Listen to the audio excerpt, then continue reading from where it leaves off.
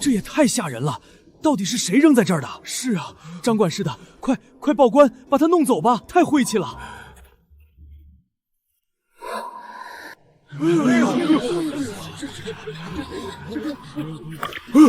夫人，这些都是按照您的要求为小姐置办的贺礼。去，将万通号在城南那几个铺子的地契取来，给若琳当做私库，任她许用。是。夫人，您可真宠小姐，有您做后盾，靖王对小姐可是百般宠爱，小姐定是什么也不缺，哪用您亲自置办这些？当娘的总想尽可能把最好的给女儿，不论她缺是不缺，这些都是我这个当娘的一片心意。况且我就她一个孩子，不疼她疼谁？自从老爷走了之后，我和若莲孤儿寡母相依为命，幸而我自小要强，手段狠厉，王府才能稳坐京中。自从若莲嫁给靖王之后，已接连诞下4子，不久前若莲才为靖王诞下第5子，以后定有数不尽的好日子。不好了，不好了，夫人！怎么了？何事慌慌张张的？夫人，外头发现了个装在破草席里的人，一个乞丐而已，打发了就罢了，何至于慌成这样？夫人，此人双手被砍断，脸也被毁了，浑身上下没一处好地方，不知是谁丢到咱们王府后门的。去看看。夫人，要不还是别看了，那东西太吓人了。在我的府门口就没有我不能看的东西。去。这朵莲花胎记，这个位置，这个形状，这个颜色，和我女儿顾若莲的一模一样，分毫不差。不可能！我的女儿若莲，大周朝最风光无限的靖王妃，怎么可能会变成这副模样？这可是前朝才有的酷刑，简直歹毒到令人发指。夫人，咱还是快着人报官吧。把她带回府里，找最好的府医来。夫人，不可啊！这来路不明，万一是什么恶疾……我说，带回去。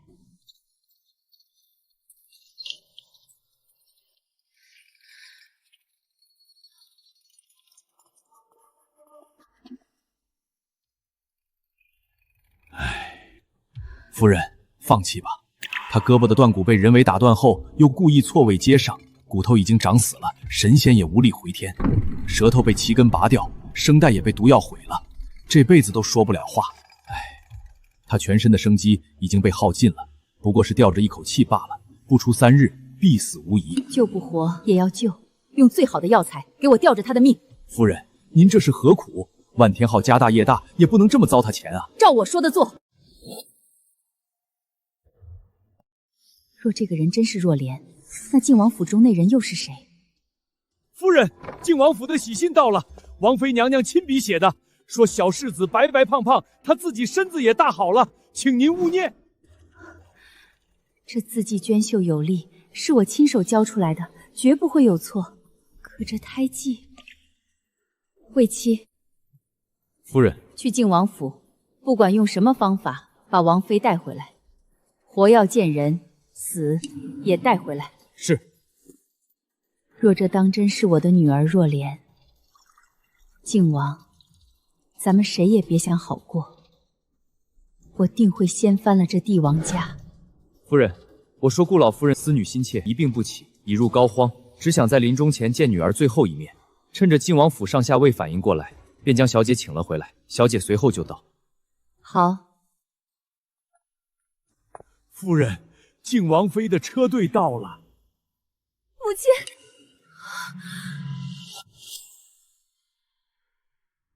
母亲，您怎么病得这样重，也不派人告诉女儿一声？女儿不孝，女儿不孝啊！这张脸却和若莲一模一样，若不是我心中早有惊雷，恐怕也会被她这副模样骗过去。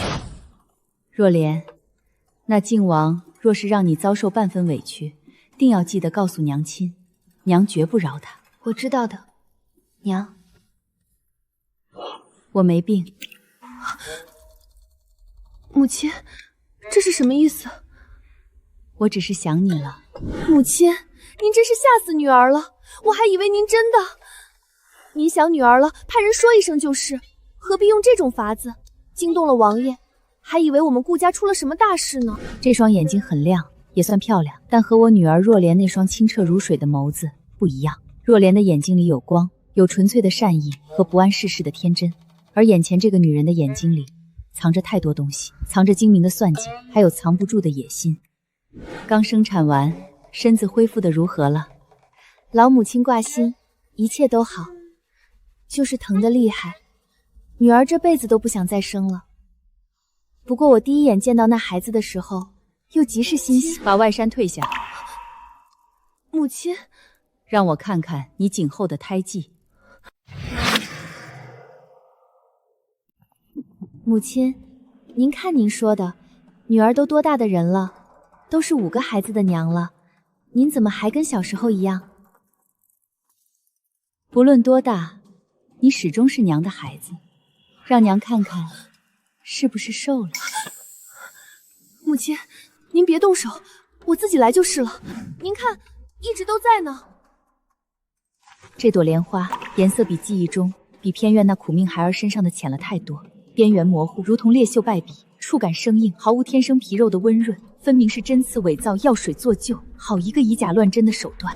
瞧我，真是老糊涂了。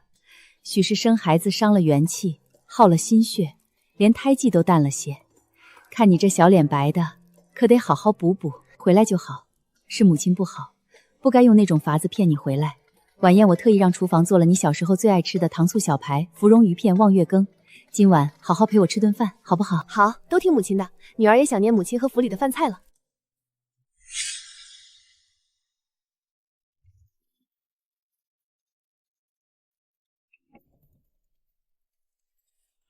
王妃，这些菜都是夫人亲自盯着厨房为您准备的，都是您从小吃到大的口味，一点没变。还是母亲最疼我了，在王府里什么山珍海味都吃遍了，却总觉得不如家里的饭菜香。那就多吃点儿，看你瘦的，王爷看了该心疼了。还是咱们顾府的厨子手艺好，这么多年了，这味道一点都没退步。这道望月羹，你还记得它的来历吗？当然记得，小时候女儿贪玩，总是不肯早睡，喜欢夜里偷偷跑到院子里爬上树梢看月亮。母亲您怕我着凉，又拗不过我，就特意命厨房炖了这碗暖身的甜羹给我，还给它取了这么个好听的名字。您说月亮是天上的，羹是碗里的，喝了它就像把月亮捧在了手心里。他说的合情合理，面面俱到，滴水不漏。可惜每一个字都是错的。这道羹之所以叫望月羹，是因为当年若莲的父亲出征在外，我和年幼的若莲在月下思念他。我告诉他，爹爹也能看到同一轮月亮。我们一边喝着这碗汤，一边在心里期盼他能平安归来，早日团圆。这件事是属于我们一家3口的秘密，他是假的，他是个彻头彻尾的骗子。那躺在偏院里被折磨得不成人形、口不能言的，才是我真正的女儿，我唯一的顾若莲。夫人，靖王殿下，靖王殿下亲临府上。听闻岳母大人病重，本王心中忧忡，特意前来探望。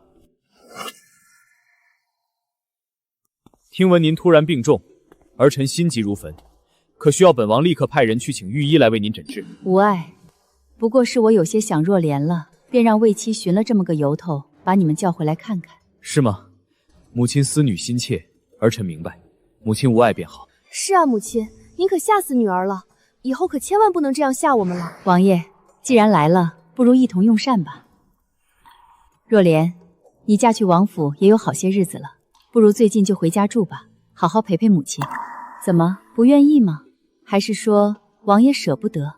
怎么会呢？母亲想女儿了，女儿理应回来陪伴母亲，女儿求之不得呢。是啊，母亲说的是。不过王妃暂住几日便可，可不能在顾府久住，毕竟孩子们还小，都离不开王妃呢。王爷，孩子们有奶娘照看呢。此事还未查清楚，断不能在此刻打草惊蛇。赵毅，还有你这个冒牌货，你们到底对我的若莲做了什么？我一定会让你们千倍百倍的偿还回来。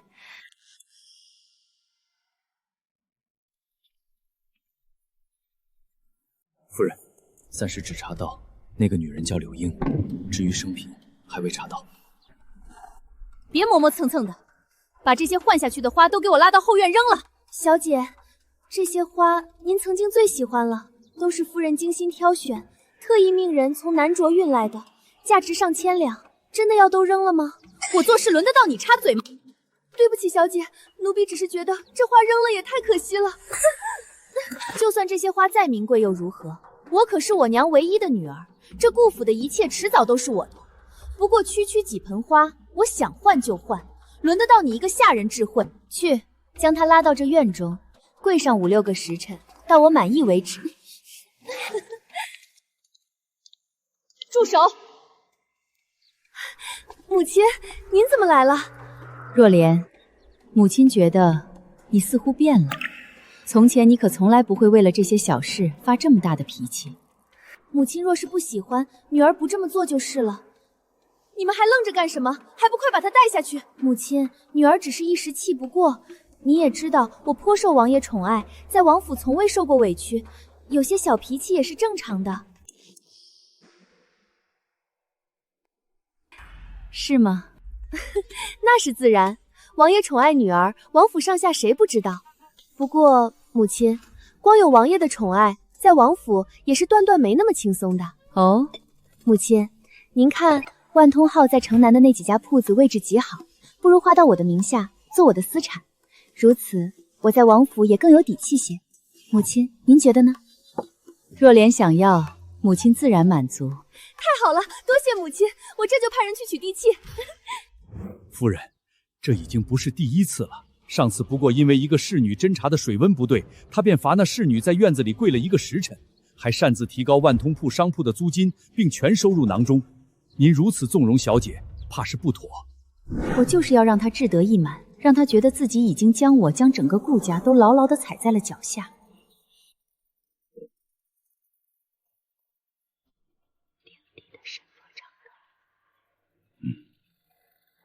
因为只有站得越高，摔下来的时候才会越痛。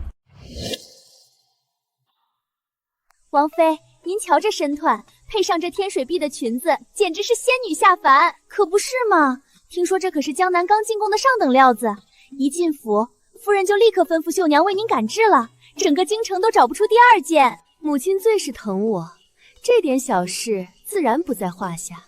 若莲，母亲，您怎么来了？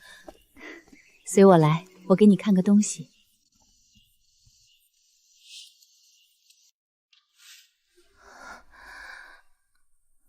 母亲，您这是要带我去哪儿啊？这是什么地方又脏又臭的？快到了。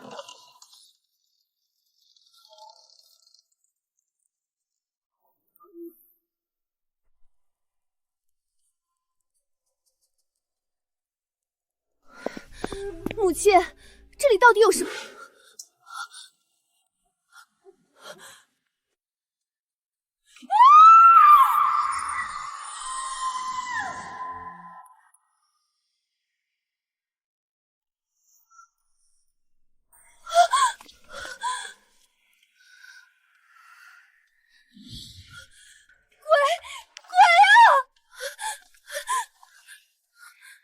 你看他多可怜啊！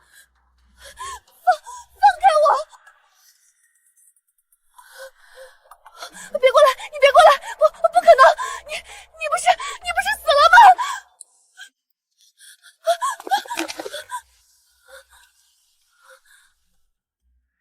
你认识他？不，我不认识。我怎么会认识这种怪物？我什么都不知道。我身子不适，我要回去休息了。对，我要休息了。柳英，这才刚刚开始。莲儿，别怕，娘在这里。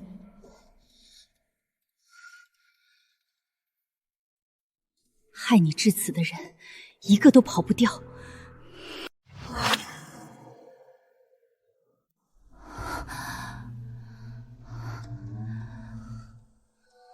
小姐，您2天没进食了，多少用些吧。滚！都给我滚开！他还在那里，怪我！联系靖王，去，不管用什么法子，让靖王来接我回府。是，小姐。夫人，小姐已经2日未曾出门了，倒是她身边的小丫鬟昨儿匆匆离开，去了靖王府。我知道，这事儿他应付不来，他一定在想办法联系靖王。夫人，靖王赵毅亲自上门了，他带着上百名王府卫队，将整个顾府围得水泄不通。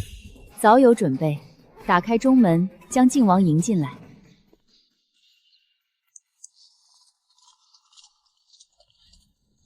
岳母，靖王这架势不像来省亲，倒像是来抄家的。岳母说笑了。听闻王妃在府中静养已经数日，父皇母后在宫中甚是挂念，特命本王今日前来接王妃回府。王爷当真有心了，只是若莲她前些日子偶感风寒，加之水土不服，身子虚弱得很，实在不宜挪动，经不起折腾。是吗？岳母这托词未免也太陈旧了些。本王怎么听说岳母府中最近招惹了一些不干净的东西，不仅惊扰了王妃，连这百年顾府的宅气都不正。他果然知道了柳英的下落。王爷多虑了，我顾家世代经商，开门迎客，迎来送往皆是贵人。这顾府上下，我亲自操持得干干净净，何来不干净的东西？干净不干净，本王的人搜一搜，自然知晓。岳母，莫要为了一个无足轻重的东西，毁了顾家百年的基业。倒是王爷，身为皇子，不在朝堂为君分忧，如今却带着成队甲兵包围一个守法商贾的私宅，这是何道理？此事若是传到御史台的耳朵里，恐怕有违圣上平日里对皇子们克己复礼的教诲吧。岳母，这是在教本王做事。不敢，只是提醒王爷，凡事三思，免得授人以病。顾云，本王敬你是长辈，才对你一再容忍，你最好识时务，立刻把王妃交出来，否则别怪本王不念你我之间的翁婿之情。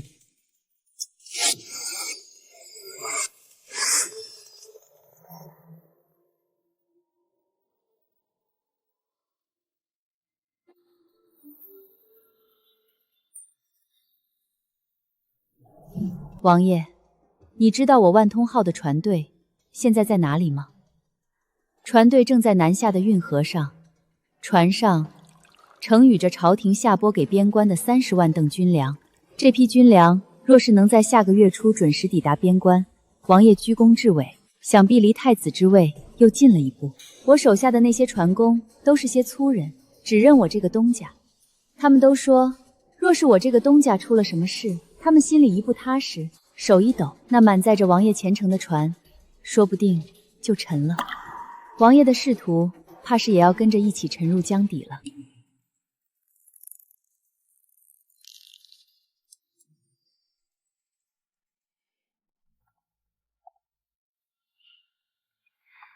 王爷，喝茶。王爷为何如此看我？想杀我？岳母说的哪里话？但你不能，这30万担军粮是你绝对输不起的赌注。岳母，好自为之。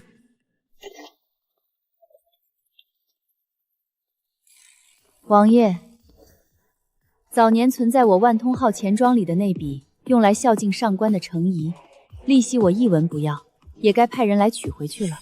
夫人，这些是靖王从边防克扣出的军饷，黄金3万9千两，已尽数存入万通号钱庄。夫人，此事休得再提。岳母，你威胁本王！王爷，这笔钱可是你早年贪没军饷的铁证，数额巨大，足以让你万劫不复。走。赵毅，你的把柄在我手上。这场战争从现在起由我主导。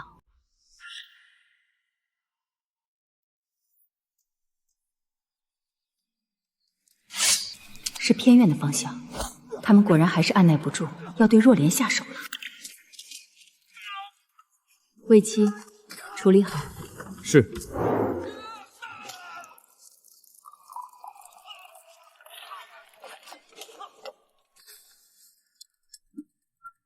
进来。夫人，都解决了。属下未曾让刺客惊扰偏院分毫。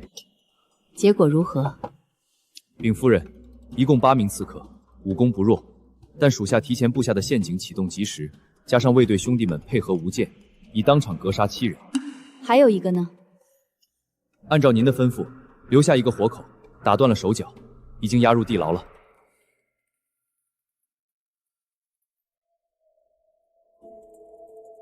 沈，我要知道是谁派他们来的，我需要一个确切的、能摆上台面的证据。是。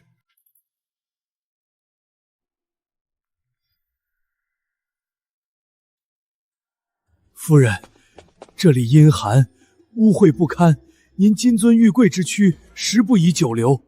不若让卫妻代为审讯便可。无妨，有些事我必须亲眼看到，亲耳听到。说吧，是谁派你们来的？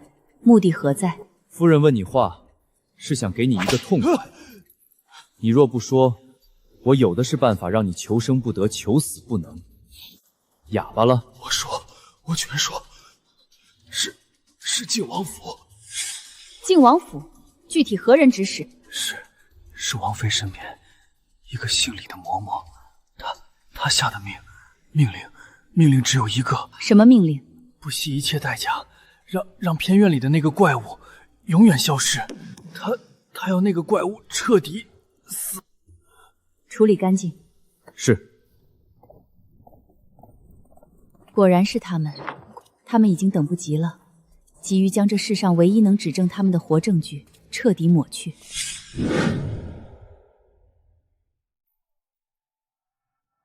动用万通号所有的情报网，给我查。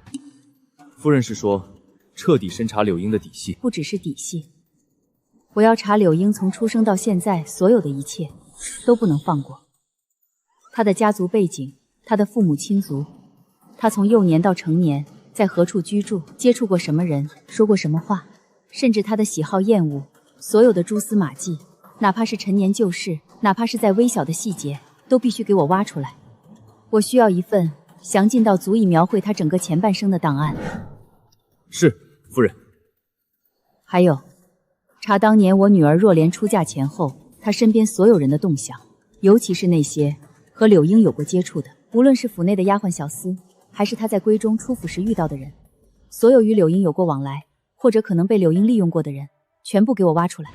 我要知道柳英是如何混入靖王府，又是如何一步步取代若莲的。属下明白。万通号的情报网是我用无数金钱、无数心血和人情铺设了20年才建立起来的。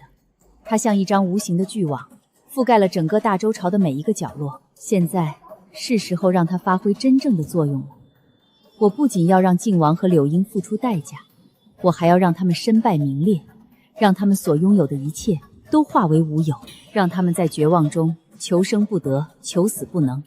我要让他们知道，动我顾云的女儿，便是与我万通号为敌，与整个顾家为敌。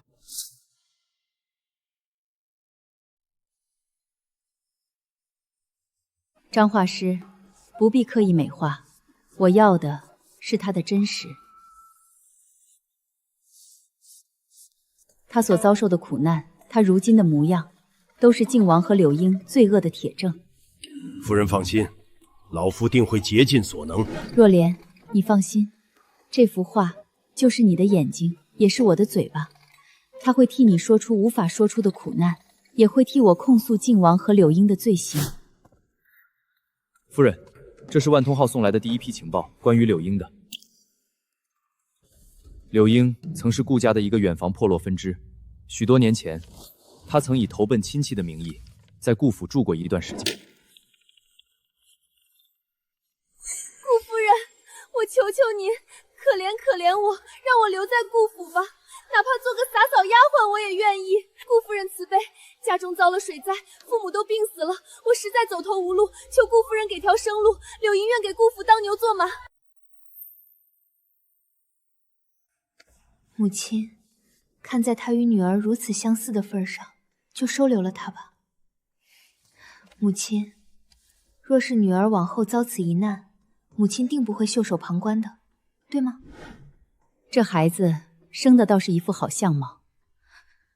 罢了，既然投奔到顾家，往后便留下吧，总不能让你一个姑娘家在外面喂了野狗。柳英，谢顾夫人救命之恩。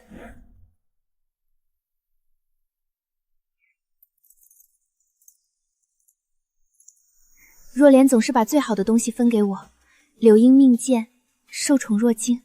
柳英姐姐，这步摇最衬你今日的裙子，你我姐妹之间何须分什么贵贱？我以为我只是收留了一个无家可归的可怜女孩，却不知是养了一头会咬人的豺狼。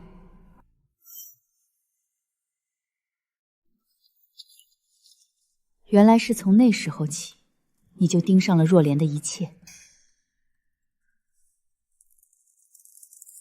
为妻，将这幅画复制上千份，不，越多越好。然后以最快的速度分发给万通号遍布全国，甚至是城外各大庄园，乃至孙镇的情报网。我要让这幅画出现在每一个有可能见过若莲的地方。属下明白。另外，去找所有见过这个女孩的人，无论是京城贵胄还是市井小民，只要是见过她、认识她，哪怕是只在街上偶然瞥一眼的，都要找到。我要知道，从她离开顾府的那一刻起，到她被我发现为止，她究竟经历了什么，见过什么人，受过什么苦。所有的一切都必须给我查个水落石出，还原真相，还她一个公道，一个都不准漏掉。是。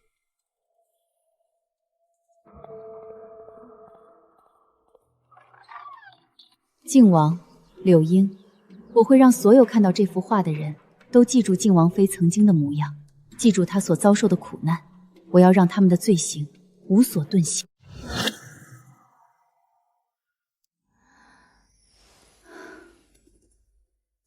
李伯，千年人参和万年雪莲都已备齐，无论如何，我要吊住若兰的命，一点点的把她从鬼门关拉回来。夫人，老朽知您爱女心切，可若莲小姐这伤势，五脏六腑皆有损伤，手足尽废，声带亦毁，能保住一条命已是万幸。若要强行续命，恐也是徒增痛苦啊！况且这些天价药材，便是用的再多，也只是治标不治本，回天乏术。回天乏术？李伯，我顾云的女儿绝不会就这般离开。夫人教训的是，只要有一线生机，老朽自当竭尽所能。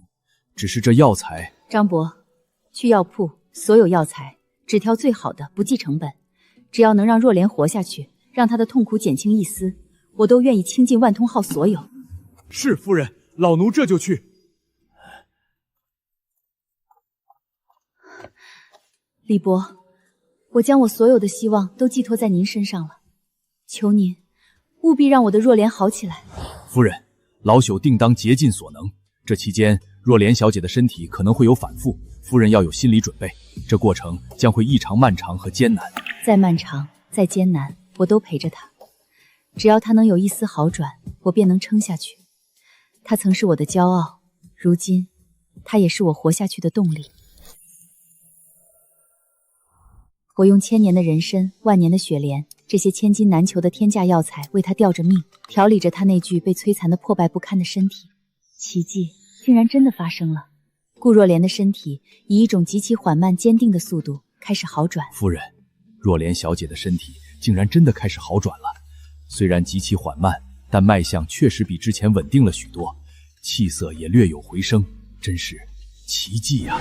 若莲，我的若莲，她会好的，一定会好的。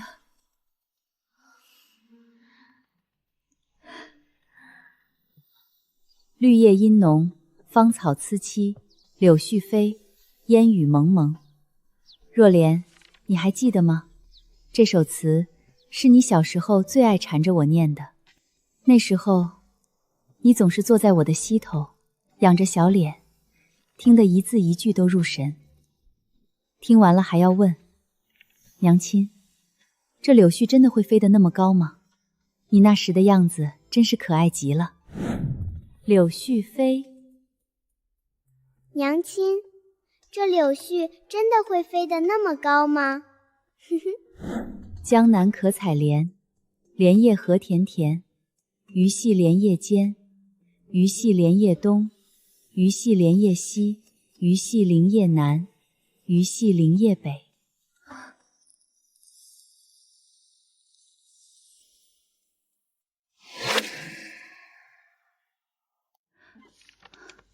若莲，是母亲，母亲在这里。若莲，你想告诉母亲什么？你写下来，慢慢写，不着急。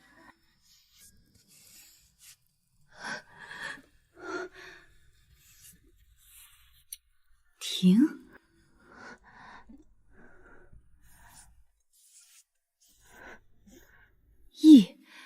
荷花亭。若莲的闺房旁就有一座她最喜欢的荷花亭，看来出事的地点就在那里。我明白了。柳英、赵毅、荷花亭，现在还差最后一环。魏七，属下在。去把那个冒牌货请到这里来，务必让他清醒着，给我看清楚他所做的一切。遵命。放开我！你又想干什么？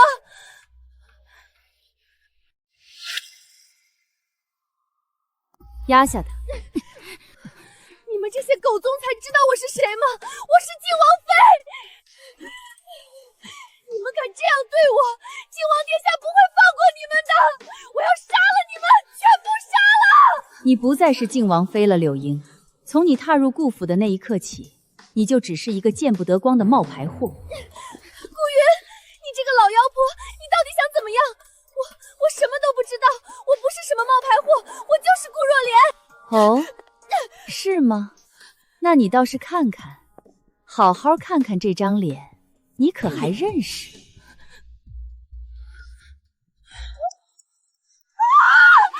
怪我！你是怪我！你不是人！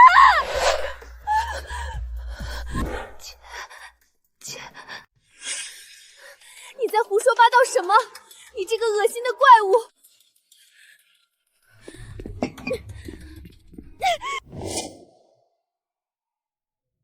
压下他！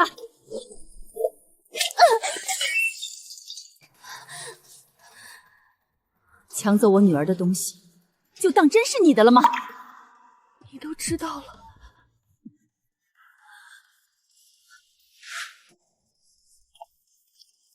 夫人，如何处置？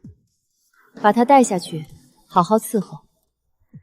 既然他这么喜欢这张脸，就让他在黑暗中好好反省，究竟是谁给了他错觉，以为鸠占鹊巢便能高枕无忧。不要！从今天起，没有我的允许，不准他踏出院子半步，不准他和任何人接触。最后一块证据，我已然拿到。柳英的心理防线彻底崩塌了，而这一切才刚刚开始。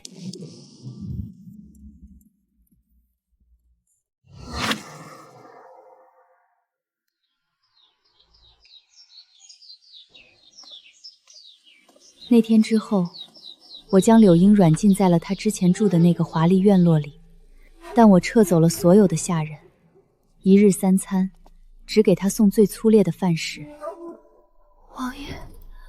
王爷一定会来救我的。夫人，送饭的丫鬟说，今日院子里那人也什么都没吃。不吃便撤了吧，吩咐下人明日再少送一顿，若是再不吃，便再减一顿。是。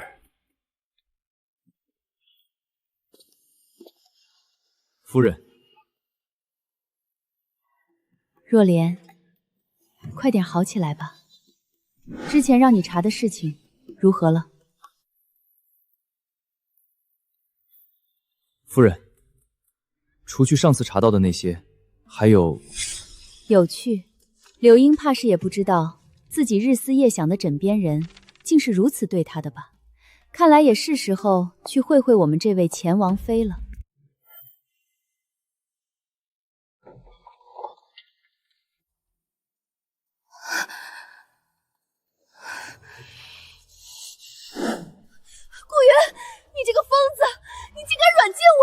王爷不会放过你的。你知不知道我是谁？我是靖王妃。你真是大逆不道！等王爷回来，你顾家定会满门抄斩。你到底想干什么？你到底想干什么？我告诉你，我什么都不会说的。你若是识相的话，趁早放我离开。什么都不说。柳英，20岁，生于苏州府破落旁支，家中受灾，父母双亡，流落街头。不可能！你怎么会？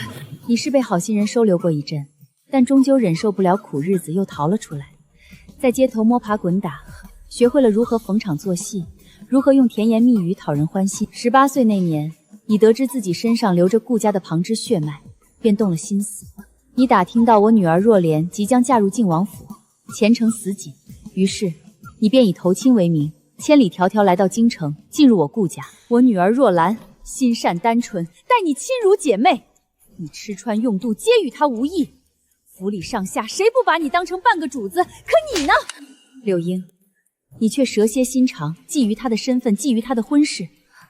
你看着她风光出嫁，却在心里盘算着如何鸠占鹊巢，取而代之。1年前，若莲出家前夕，你便开始布置。你买通了她身边最信任的丫鬟春桃，许诺给她荣华富贵。在荷花亭里，你让春桃趁若瞒不备，在她的茶水里下了迷药。那迷药剂量之大，足以让人昏睡不醒，任人摆布。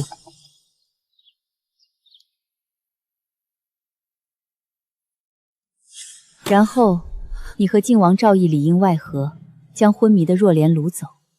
而你穿上她的嫁衣，坐上她的花轿，成了新的靖王妃。你血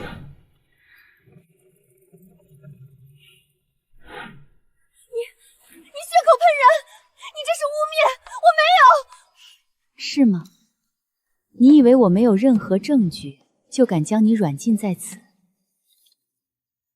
春桃的家人去年在江南买了一座3进的大宅子，日子过得好不惬意。这不可能！不可能吗？区区一个丫鬟的家人，何德何能在江南购置如此豪宅？这些银钱从何而来？难道是天上掉下来的吗？你以为我顾家的情报网是吃素的吗？就是不知道他那年迈的爹娘腿脚还利不利索，受不受得住这牢狱之灾啊！一旦春桃的家人被牵连，你猜他会不会为了保全家人，将你和靖王所做的所有丑事一五一十的招供出来？到时候你又该如何自处？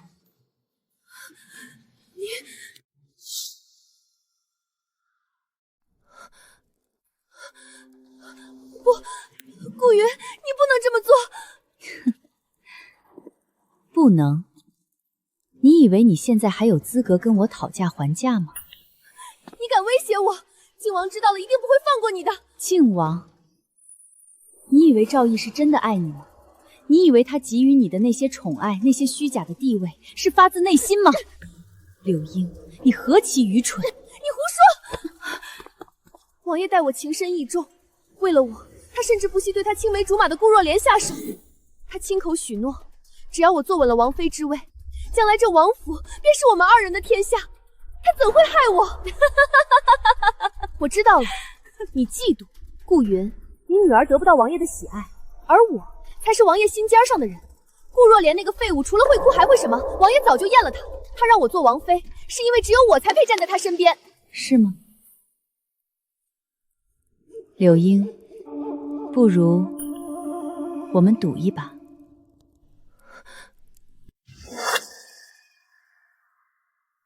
你要干什么？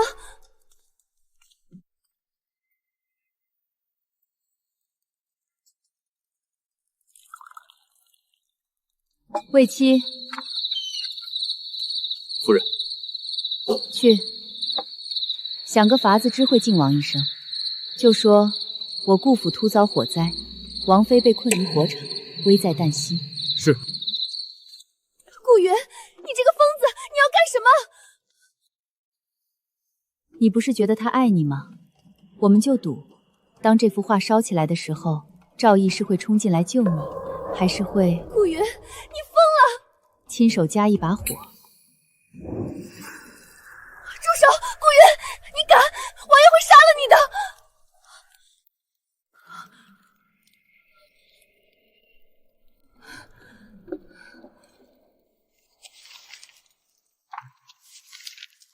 你看，这些证据一旦随着这场意外的大火烧毁，死无对证，到时候赵毅只需要流几滴眼泪，他便又是那个清清白白的靖王，而你，又有何人记得？不，王爷不会这么做的。他说过，王妃之位注一定只会是我的。他还在城南别院为我置办了房产。城南别院那里确实有人在等你。不过不是赵毅，而是他早就安排好的死士。一旦你踏入那里，就会不幸染上恶疾，暴毙而亡，或者更简单一点，就像现在这样，一场大火烧个干干净净。你骗我！那是王爷特意为我寻的清净地。他说那里远离朝堂纷争，只属于我们2个人。他连房契都交给了我，上面白纸黑字写着我的名字。房契，拿来我瞧瞧。还给我！那是我的身家性命！顾云，你敢烧他？你看清楚了，这房契上的印章真的是靖王府的官印吗？你瞧瞧，这不过是个已经废弃的私章，连墨水都透着新描的痕迹。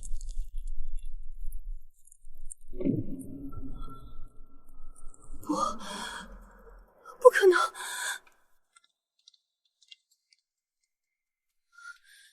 听到了吗？是王爷，他来救我了！顾云，你死定了！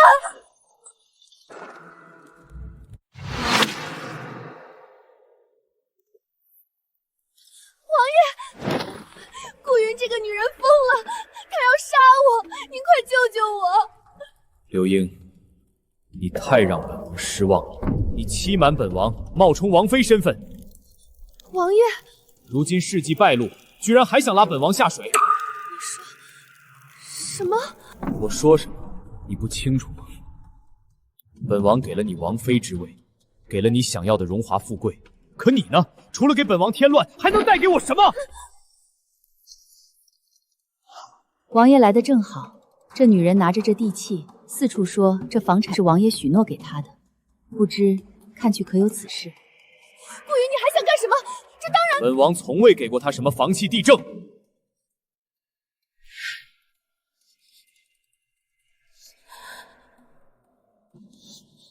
你竟敢拿着伪造的文书，妄图冒充王府主母，甚至纵火行凶，意图谋害岳母。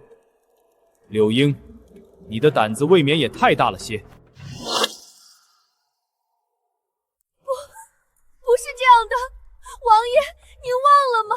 是您让我对顾若莲动手，让我去构陷忠臣。是您说只要我坐稳了位置，这天下就是我们2人的。住口！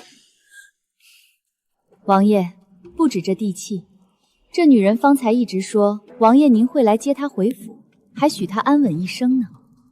岳母，这疯妇满口胡言乱语，当不得真的。我心中从始至终只有若莲一人。那这女人……柳氏，单凭岳母发落。不，王爷，您逼我做了少脏事，还有当初顾若莲，当初那碗药可是你亲自许……还在胡说八道！柳英，要是不想你那刚出生的孩子出事，就给我将嘴闭紧了。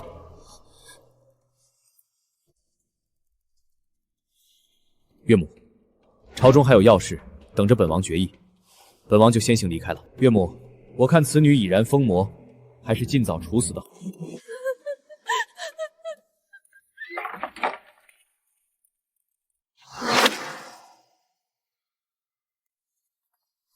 怎样，柳英，认清了吗？这就是你心心念念的靖王殿下。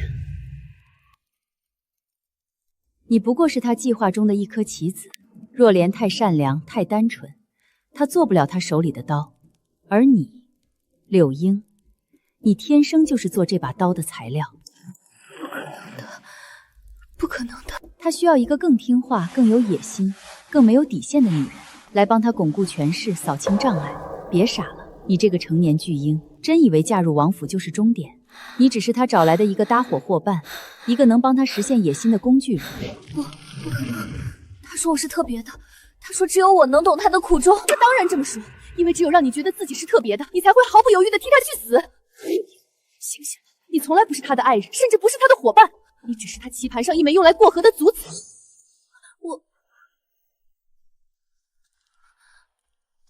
你以为你为他生了5个儿子，就能地位稳固、高枕无忧了？你以为他把你宠上天，就是爱你入骨了？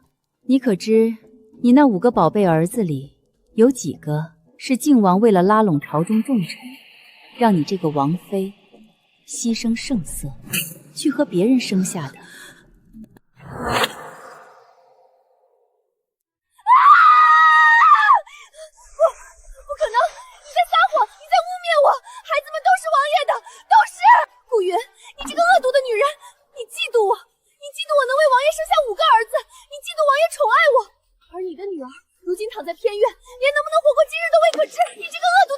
是不是污蔑？滴血验亲，便知真假。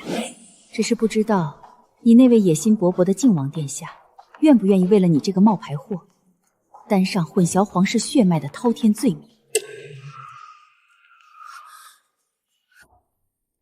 你对他而言，不过是个可以随时丢弃的养老脱贫工具罢了。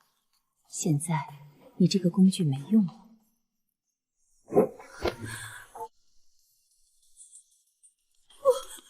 我不会杀你的，柳英，我会将你送回赵毅身边。杀害靖王妃这个罪名，我可担待不起。当然，靖王也不会让此等罪名落在自己头上的。所以，恭喜你，活下来了。对柳英的审判只是前菜，接下来该轮到赵毅了。我要让他为他的野心和残忍付出最惨痛的代价。贵姬，去传话，告诉各地万通号的掌柜和负责人，接下来的事情必须完成。是。第1道命令，万通号旗下所有钱庄立刻停止对所有与靖王派系有关的官员、商人、地主提供任何形式的信贷和周转，所有已放款项即刻开始追缴，逾期不候，务必做到滴水不漏，斩断他们所有的资金来源。刘老板，我们东家有令，您与靖王门下的李大人有姻亲之缘，这银子今日是万万不能借。不仅如此，您上月的那笔5万两欠款，东家要求今日酉时前必须结清，否则……老爷，完了！万通号说您依附于靖王麾下，不仅断了咱们的信贷，还把咱们存在那里的应急银子全都冻结了，说要查账，咱们明日给上面进贡的银子凑不齐了呀！什么？各地未通号的执行情况，也按您的吩咐逐一落实。干得不错。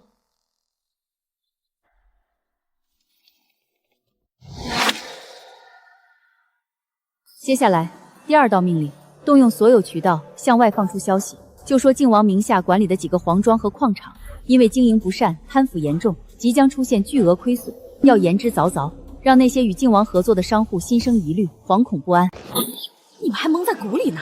听说御史台那边已经有人盯上靖王的矿场了，说是那里不仅经营不善，还涉嫌私吞官银，搞不好过几日就要抄家查账喽。那些跟靖王绑在一块的商户，怕是都要跟着遭殃，血本无归呀！快，回去告诉老爷，让他立刻把借给靖王门上周员外的那笔银子收回来，哪怕不要利息也要收回来，晚了就全完了。第3道命令，不计成本，暗中收购市面上所有流通的咸盐、布匹、茶叶，要快，要隐蔽，务必抢在所有人之前，将这些民生必需品牢牢掌握在我们手中。是。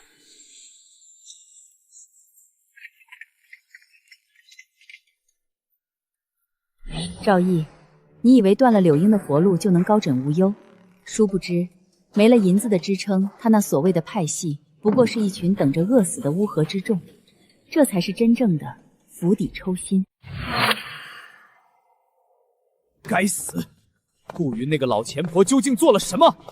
市面上的盐布茶全被她一扫而空，本王名下的盐引和布行竟然无货可卖，每天都有百姓上门投诉，御史台的奏折都快堆满父皇的案底了。殿下，万通号的手段太狠了，他们是不计成本的收购，将上游的货源全部买断。我们即便有盐引，有布行，也巧妇难为无米之炊呀。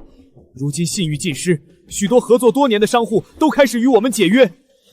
不仅如此，各位大人习惯了从万通号钱庄接借资金，用来打点上司，铺路钻境。如今资金链一断，还有那些与黄庄矿场有合作的商户，听到风声，唯恐血本无归，纷纷上门讨要货款，终止合作。再这么下去，怕是填不起这个窟窿了啊！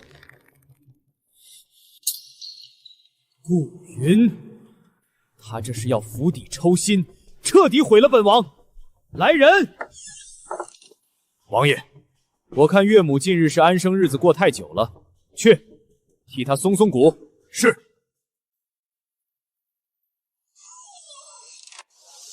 给我砸！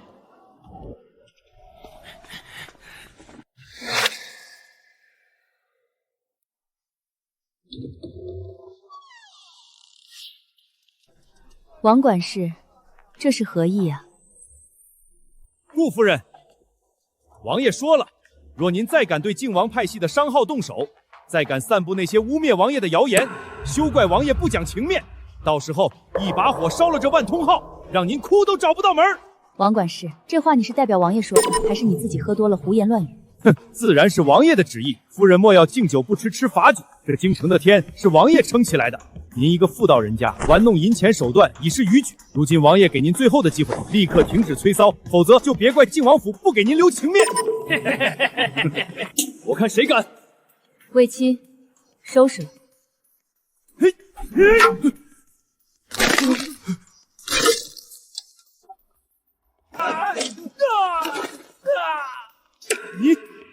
你敢打王爷的人，反了！我要去顺天府告你，我要让王爷亲自带兵来抄了你的家。卫青，把他们扔出去，记住，别脏了府里的地。是。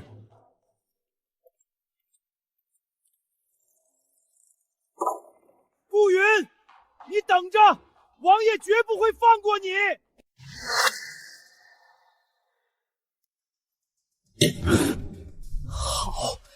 好你个顾云！传我命令，护市万托号恶意扰乱市场秩序，散布谣言惑众，致使多家商号破产，民怨沸腾。即刻查封所有店铺，冻结所有账目，捉拿顾云归案。王爷，这顾云的万托号乃是朝廷特许的皇商，且本王说的话就是法，谁敢阻拦，便是与本王的靖王铁骑为敌。去，给本王封了他。是。属下这就差人去办。各位官爷且慢，王爷说我们扰乱市场，好，那便查个清楚。若是我这账目无错，那就别怪我反告各位滥用职权了。把账册摊开，让各位好好看看。这是过去3年的流水，分毫不错。这是与各地官府的合作契约，手续完备。这是我们缴纳的税单。比靖王府名下所有产业加起来的税银还要多3倍。请问各位，哪一条犯了法？哪一条扰乱了市场？若说推收欠款是犯法，那欠债还钱岂不是天经地义？若说经营不善是谣言，那为何靖王名下的矿场迟迟拿不出今年的产出报表？大人，这没法封啊！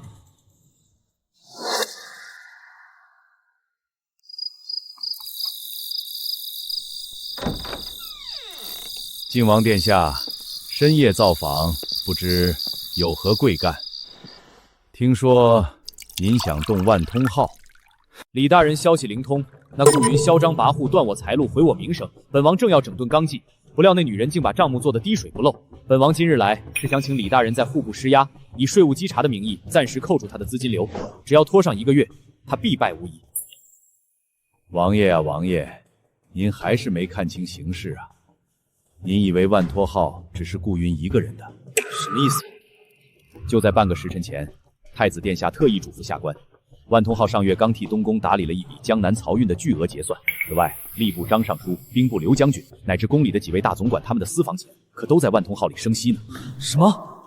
他竟然……是啊，万通号如今就是朝堂的钱袋子之一。王爷要动万通号，就是要动太子的钱袋子，动张尚书的养老本，动刘将军的军饷周转。王爷，您是想与半个朝廷为敌吗？王爷，收手吧，顾夫人这是在给您留面子。若是她再进一步，把您那些见不得光的贪腐账本也不小心露出来，呵呵，那可就真不好看了。告辞。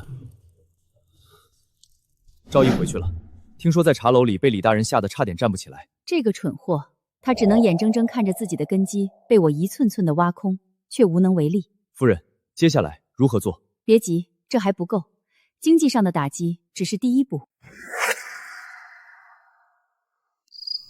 若莲，你好好想想，你被关在靖王那处地牢里，都听到了什么？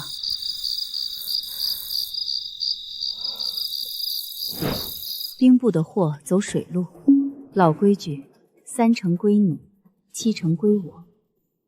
若是查出来，就说是走私军械给北狄的。兵部这是暗中走私军械？年轻人，户部，我爹弄死个农妇算甚？赔点银子，谁敢告？兵部尚书暗中走私军械通敌，户部侍郎之子强占民女，还闹出了人命。若莲，辛苦了。将这些信息整理出来，匿名写成信，分别送到了他们的政敌以及当朝太子手中。是。在这个朝堂，真话不一定有人信，但把柄人人都怕。接下来，该让这些大人物热闹热闹了。太子殿下，不知何人送来了一封匿名信，请您过目。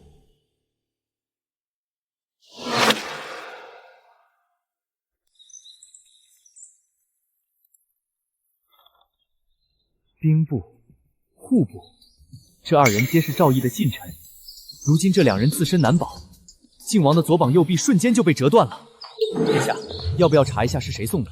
不必查，有些名字藏在暗处才最有力量。传令下去，让御史台和刑部立刻行动。本王要在明日早朝以前看到弹劾的折子堆满御案。是。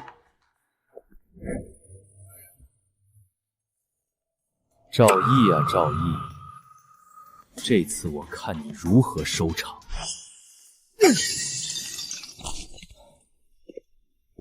定是顾云那个疯子，定然是他，私下拉拢太子的人，上奏弹劾本王。顾云，靖王殿下，靖王殿下，不好了！据说兵部和户部2位大人那些闲事也被人翻出来，惹怒了皇上，被赐死了。什么？若莲，今日太阳不错，李伯说了，你该多出来见见太阳。你如今的身体恢复得不错，如此下去定会越来越好。夫人，皇上60大寿，宫中派人送了玉牌来，邀请您以皇商的身份参加皇上的寿宴。看来决战的时刻就要到了。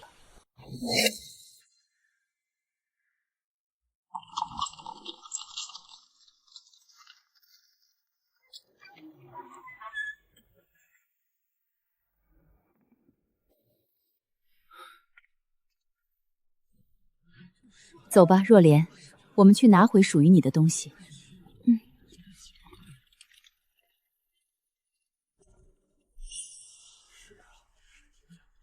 父皇，这是儿臣特意为您寻来的，据说是东海蓬莱岛深处采着的万年暖玉，能延年益寿，安神定魄。愿父皇如松之尽，如鹤之闲，万寿无疆。好，皇儿有心了。谢父皇隆恩。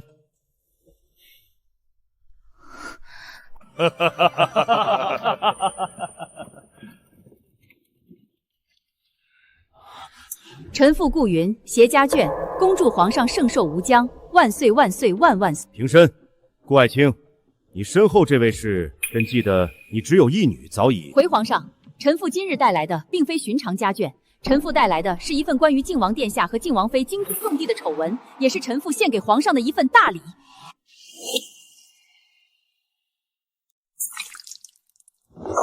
顾云，今日乃父皇寿宴，你休得胡言乱语，扰乱宴席。来人，将这疯妇拖下去。顾云，你既说有丑闻，便说来听听。若是诬告，朕定不轻饶。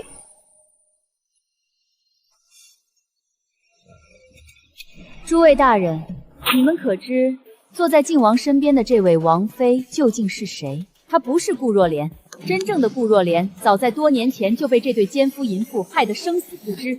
这位不过是靖王为了掩盖罪行，找来鸠占鹊巢的冒牌货柳英。而真正的顾若莲，她就在这里，被他们折磨成了这副不人不鬼的模样。你胡说八道！今日这事若是暴露了，你我都得完蛋。柳英，想想你的儿子。一派胡言！你这个疯婆子，我就是顾若莲，我才是你的女儿，我有胎记为证。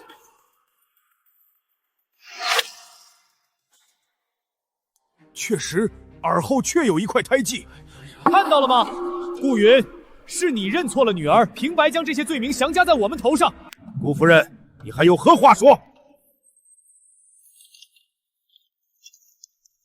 这是柳英亲手画押的供状，上面详细记录了他与靖王合谋的全部过程。这是被他们买通的丫鬟春桃的证词。柳英，靖王，这到底是怎么回事？不是的，这都是他逼我的。是啊，父皇，靖王妃前些日子被顾云掳走，在顾府软禁了10余天，不知对靖王妃使了多少见不得人的手段，才拿到这状稿的。父皇，靖王妃耳后那块胎记可是铁证，您可千万不能听信了这个疯妇的谗言啊！胎记，至于那块胎记，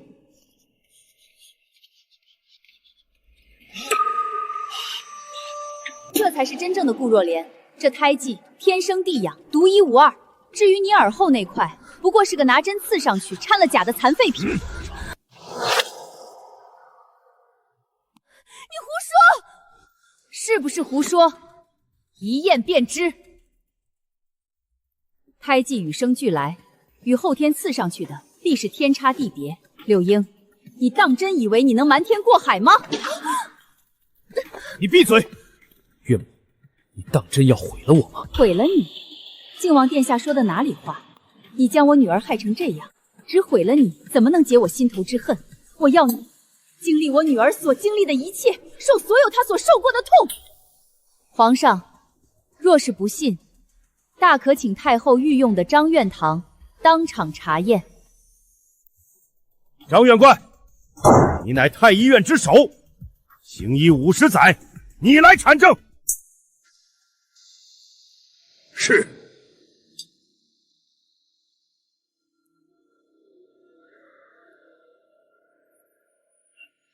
皇上，这位靖王妃的胎记当真是假的？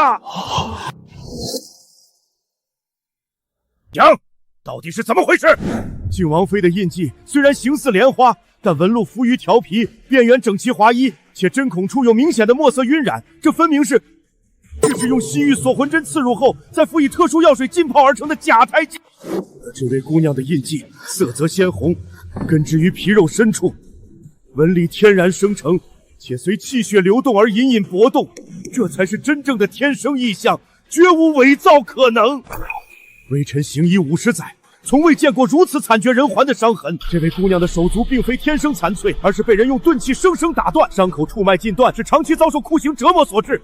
这哪里是人干的事儿？这简直是修罗地狱啊！逆子，你这个逆子！人看你平日里温良恭俭，没想到你竟是个披着人皮的畜生！你这个逆子！父皇，儿臣是被冤枉的。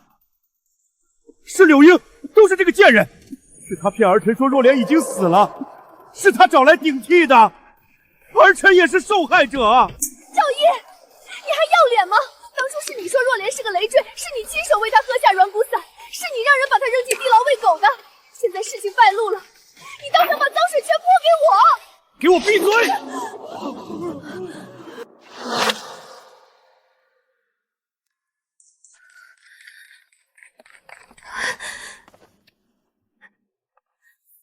还我手足！怎会生出你这等畜生！父皇，儿臣这里还有靖王结党营私、贪墨军饷、意图谋反的全部罪证，请父皇明鉴。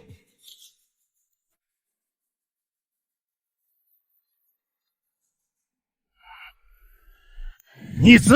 你这个逆子！朕待你不薄，你竟敢做出这等猪狗不如之事！父皇，父皇，儿臣错了，儿臣当真知错了。让他给我拉下去，按律处置。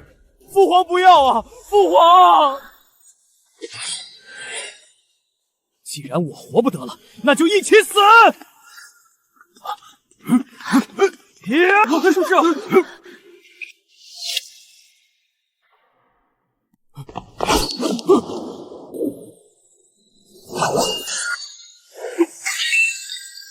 靖王殿下，游戏结束。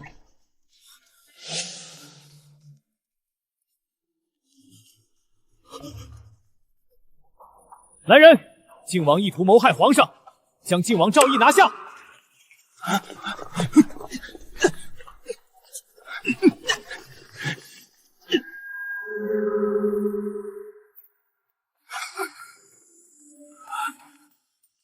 朕被这逆子蒙蔽了这么多年，传朕旨意，靖王诏议图谋不轨，残害人伦，罪大恶极，废为庶人，终生圈禁于皇陵，为历代先祖守墓，永世不得出。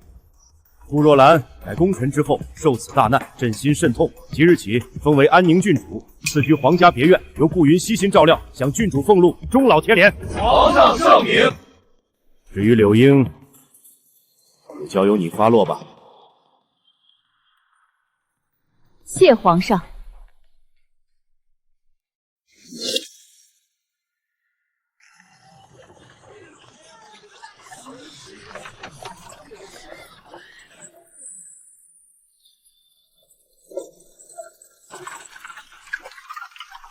呸！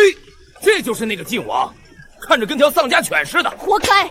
听说他为了一个冒牌货，居然对自己的夫人下手，简直丧良心！对，丧良心！哎，你们听说了吗？那个假王妃柳英也被顾夫人关起来了，不知道。终于，一切都结束了。对于一个曾经离太子之位只有一步之遥的野心家来说，这个结局比死更难受。李伯，我要让他也尝尝人质的滋味。是，夫人。你放心，我不会像吕后那样做的那么绝。我会请李伯用最好的金疮药吊着你的一口气。看到那扇窗户了吗？我要让你活着，清醒的活着，去感受每一寸伤口愈合时的痒，和每一次呼吸时的痛。我会留着你的声带，让你能喊能叫，能哭能骂，亲眼看着我的女儿是如何一步步好起来，而你又是如何一步步坠入深渊的。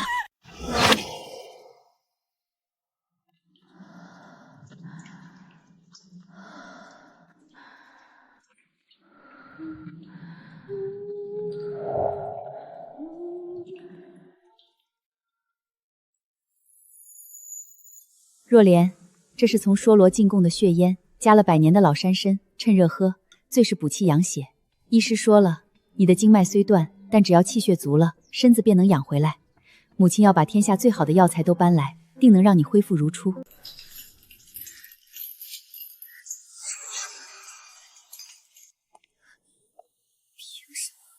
凭什么？那是我的位置，是我的。好孩子，一切有我。夫人，靖王府已经彻底没落了，这些是您吩咐让查的东西。若莲，你好生歇着，母亲去处理些事。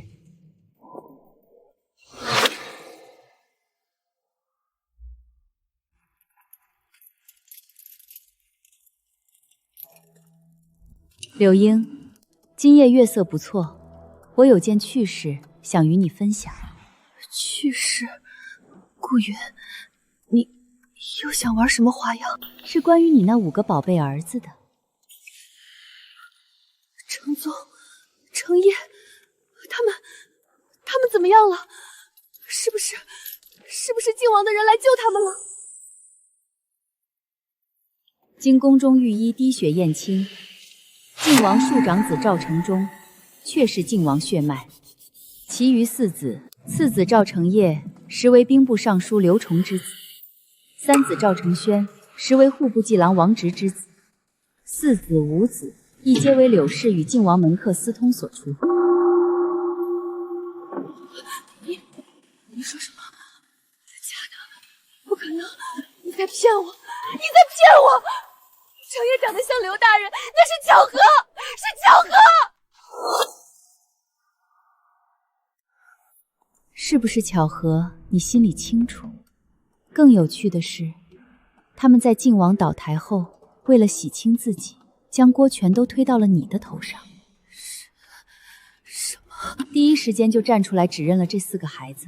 他们说，这是你柳英为了攀附权贵，不知廉耻勾引他们生下的孽种。他们说，这4个孩子是靖王府淫乱的铁证，是家族的耻辱。不会的，他们是朝廷命官，他们怎么会？他们不仅会，而且做得很绝。就在半个时辰前，兵部尚书府和户部侍郎府已经对外宣布，将这2个孽障逐出族谱，永世不得入祖坟。至于他们现在的下场，听说已经被送去北境军营，做最苦最累的活儿，美其名曰赎罪。好，不是我的，都不是我的。赵姨是假的，儿子是假的，王妃也是假的，全是假的，全是假的。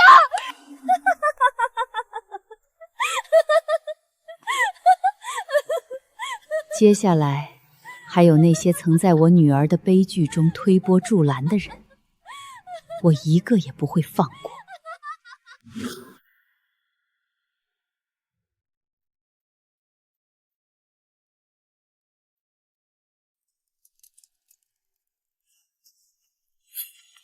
兵部刘崇，户部王直，还有那个在强拆案里做伪证的县令。魏妻，名单上的人都处理干净了吗？回主子，万通号的情报网已经全部铺开，刘崇私吞军饷的账本已经送到了御史台的案头，王直强占民田逼死人命的罪证，明日一早便会贴满京城的大街小巷。至于那个县令，他当年收受靖王贿赂的密信，已经送到了他政敌的手里。很好，既然他们当初为了利益对我女儿见死不救，甚至落井下石，那么现在就该让他们知道什么叫代价。万通号的情报网成了我最锋利的屠刀，那些人的黑料，那些见不得光的勾当，被我一一翻出，或交给了官府，或公之于众。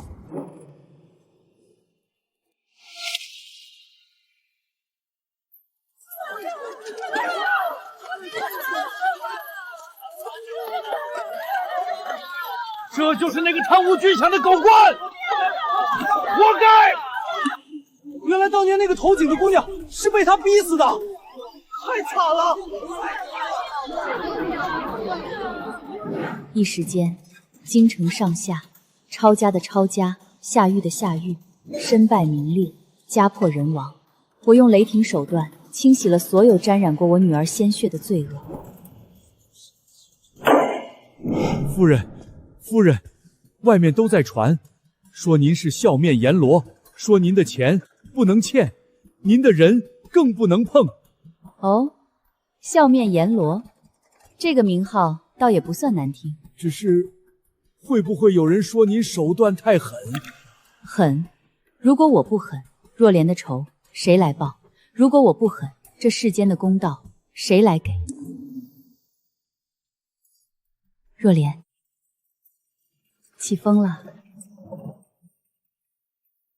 母亲，怎么了？冷吗？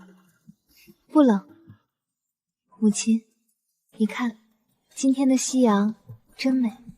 仇已报，怨已消，京城的纷纷扰扰也该落幕了。